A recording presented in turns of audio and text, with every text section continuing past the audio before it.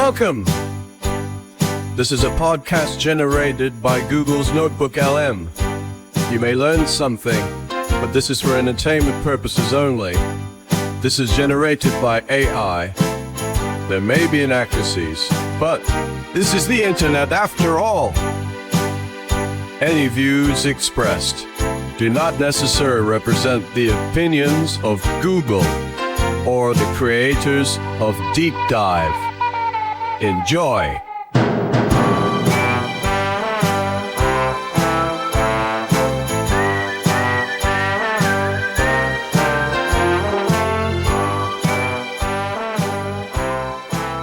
Welcome back, everyone. Ready for another deep dive. Always excited to dive in. Today, we're going way back. To the beginning, really. Oh, before sliced bread. Haha, almost. Yeah. The beginning of video games. Now we're talking. We're talking Atari. Yeah, the OG. From a single idea in a bar to a full-blown cultural phenomenon. And well, a pretty spectacular crash and burn. It's a story that has it all, folks. Innovation. Ambition. And, yeah, maybe a few decisions they'd want to do over on. Mistakes were made, that's for sure. But we learn from those mistakes, right? Hopefully. That's what deep dives are for. Exactly. And to really get into the nitty-gritty, we're going to follow the career of one particular programmer, Howard Scott Warshaw. Now, there's a name that brings back memories. Oh, yeah, he saw it all. The rise, the fall, the whole Atari roller coaster. He was behind some of their biggest hits and, well, one of their biggest flops, too. Oh, we're going to get to that. But first, let's set the scene. 1972, Sunnyvale, California. The heart of Silicon Valley, even back then. And not in a fancy office building either. Nope, this all starts in a bar. Andy Capp's Tavern, to be exact.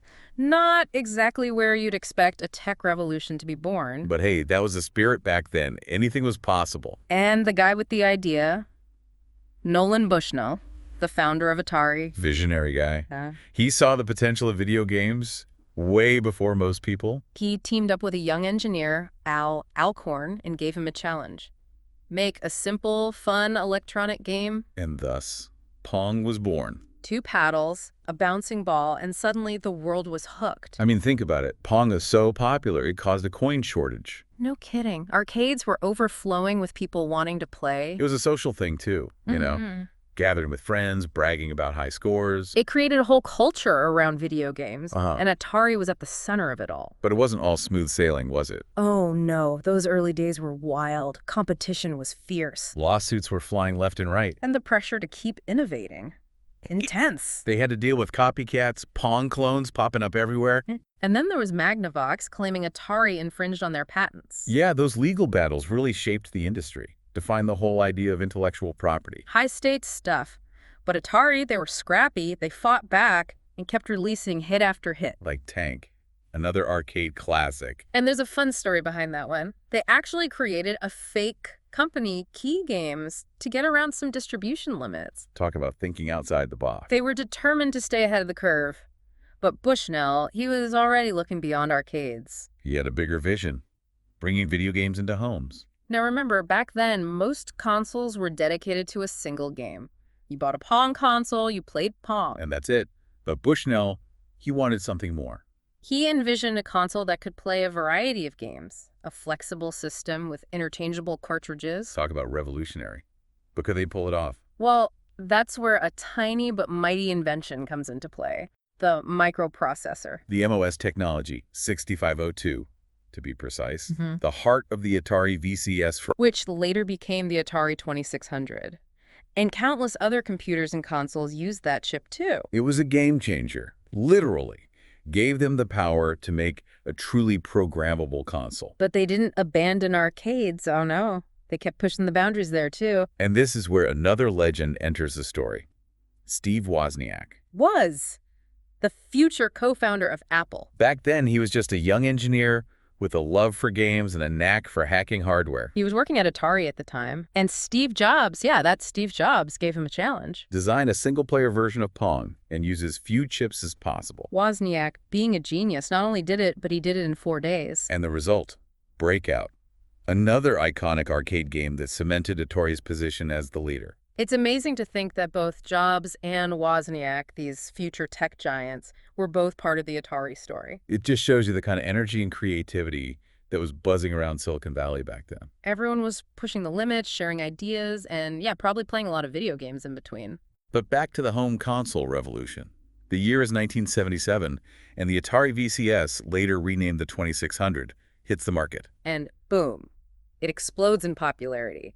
This sleek, wood-grained console with those iconic joysticks. It brought the arcade experience right into living rooms across America. Kids were glued to their TVs, battling aliens and space invaders. Dodging barrels in Donkey Kong. Gobbling up dots in Pac-Man. It was a phenomenon. Atari became synonymous with video games, a cultural force that shaped a generation. And behind that success, a whole team of talented programmers, artists, designers. All driven to create the next big hit. Yeah. And that's where our man, Howard Scott Warshaw, enters the picture. He joined Atari in 1981, left a stable job at Hewlett-Packard to jump into this crazy new world of video games. It was a leap of faith for sure.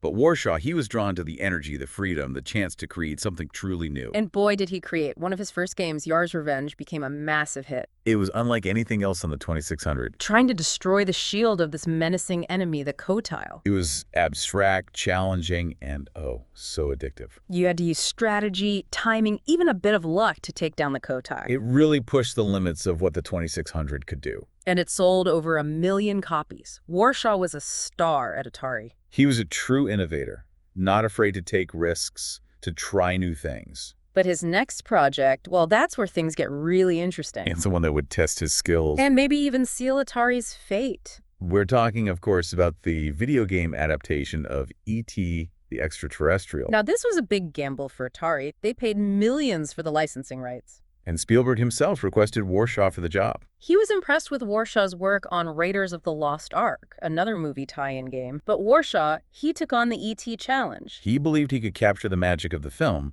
translate it into a great game. But there was a problem, a big one, the deadline.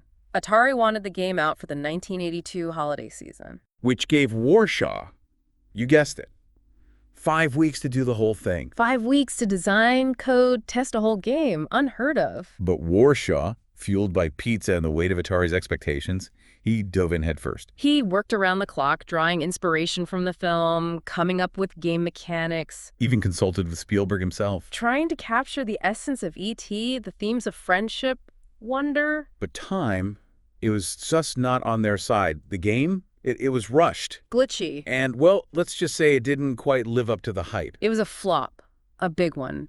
Millions of unsold cartridges. Retailers were stuck with mountains of returns. And Atari, their reputation took a hit. It was a major blow, and it led to one of the most enduring legends in video game history. The Atari landfill. The story that Atari, desperate to get rid of those unsold E.T. cartridges. They buried them in the desert? In New Mexico, no less. Now, that sounds like an urban legend, right? Too crazy to be true. But sometimes truth is stranger than fiction. That's what we're going to find out after the break.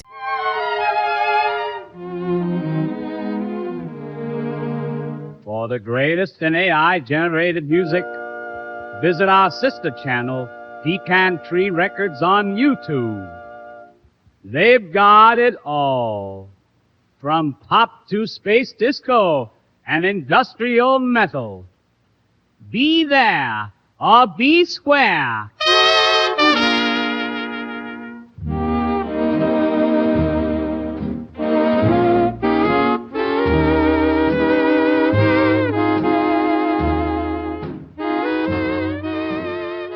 So, the Atari landfill.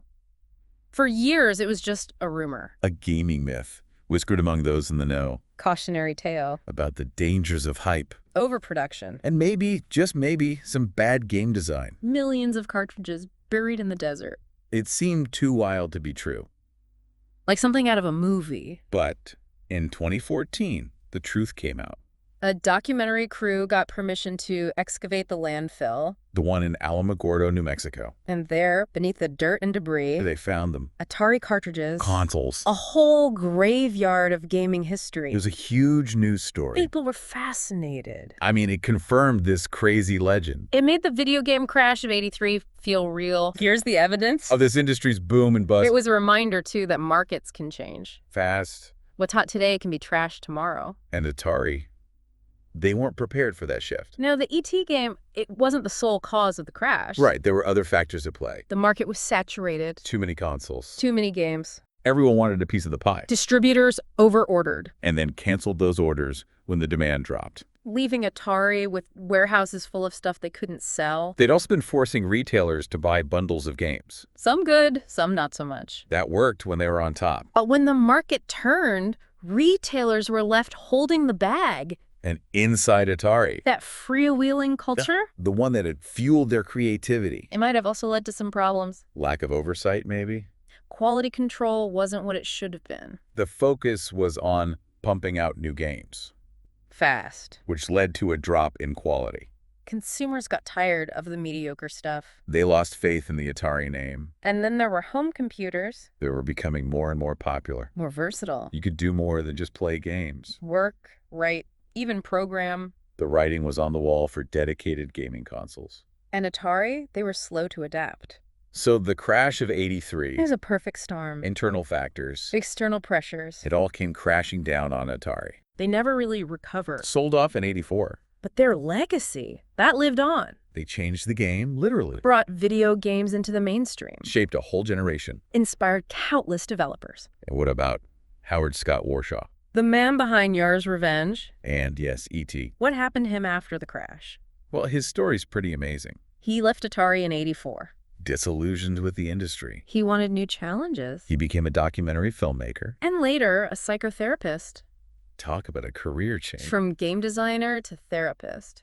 It seems like he's always been interested in exploring the human experience. Whether through games or through therapy. He's talked openly about his time at Atari. The good and the bad. He admits E.T. had flaws. But he points to that impossible deadline. The pressure he was under. He even said he considers it a badge of honor. To have created both one of the best and one of the worst Atari games. It shows the range of a game designer's career. The highs and the lows. It speaks to his resilience. His ability to learn from both success and failure. And hey, Yar's Revenge is still a classic. A testament to Warshaw's creativity. His innovative spirit. Atari's story.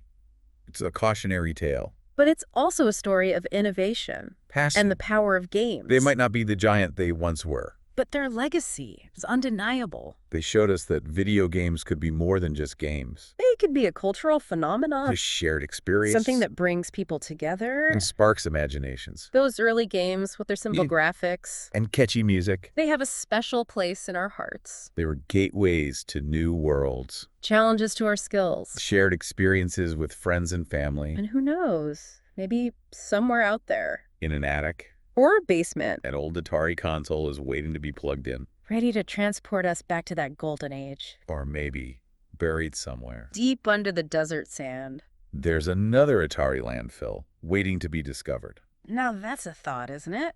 It really is. But for now, let's appreciate what Atari gave us. They brought video games into our homes. And changed the way we play forever. Their legacy continues to inspire. Reminding us of the power of creativity. That thrill of innovation. And the magic of those pixelated worlds. It's a reminder that innovation can come from anywhere. The barroom conversation. A challenge to use fewer chips. The sport can come from unexpected places. And that willingness to take risks, To embrace the unknown. that's what leads to breakthroughs. Atari's journey. Triumphs and setbacks. But their spirit of innovation. Their dedication to fun. Their impact on culture. It's inspiring. They showed us that video games, They could be more than just entertainment. they could be a cultural force. A shared experience. Something that brings people together. And sparks the imagination. They laid the foundation for a global industry. An industry that's still evolving. Telling stories in new ways. Pushing the boundaries of what's possible. So as we wrap up, Let's remember the pioneers. the trailblazers, The ones who dreamed big. and made those dreams a reality, One pixel at a time. their legacy lives on. Not just in the games. But in the spirit they embodied. And the lives they touched. Next time you pick up a controller, Fire up your console. lose yourself in a virtual world. Remember Atari. The company that changed the game. And who knows? Maybe out there in a forgotten warehouse. Or buried deep in the desert. There are still Atari treasures waiting. Stories yet to be told. Reminders of the magic of those early days. Hold on. Do you hear that? It's like a hum. A familiar hum. Like a bicycle taking flight. Wait a minute. Could it be? I think. Yes. It is. E.T. He wants to phone home. Well, E.T., you've come to the right place. This is certainly unexpected. But the chance to study alien tech? It's quite intriguing. All right, E.T., let's do it. Let's phone home.